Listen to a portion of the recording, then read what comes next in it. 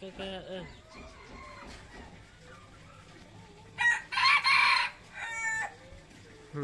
ไก่ดีเป็ดตัวไก่ดี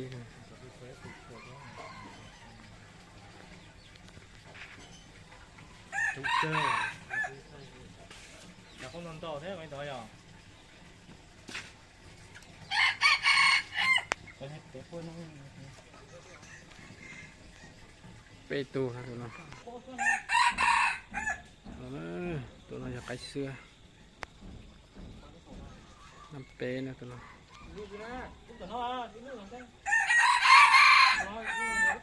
อ๋อตัวเสื้อตัวน้องอยากไก่ดีใช่ไหมจะไก่ดีจอจะปลดเสียงไล่ตัวน้องตัวน้องน่ากลัวนะตัวน้องไก่ดีดูนะเนี่ยจะเล่าซะแล้วตัวไอ้พวกเนี่ยนะ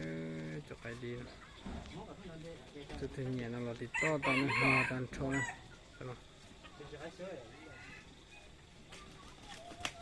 ไก่ดีไก่เสียงไล่พอสมเด็จใจไก่ดีตัวน้องอยากไก่ดีใช่ไหม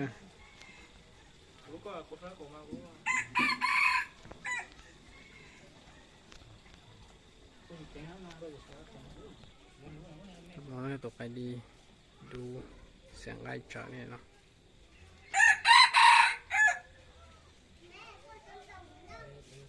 ไก่หมูใช่ไหม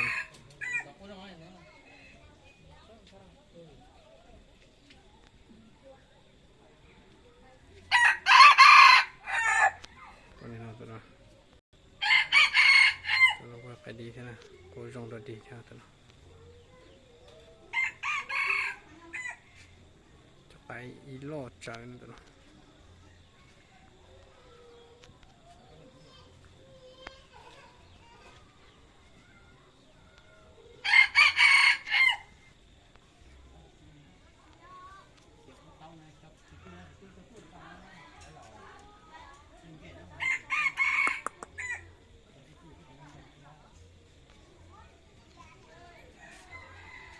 ใช่ไหมบอกว่าไม่ใช่นั่นตัวน้อง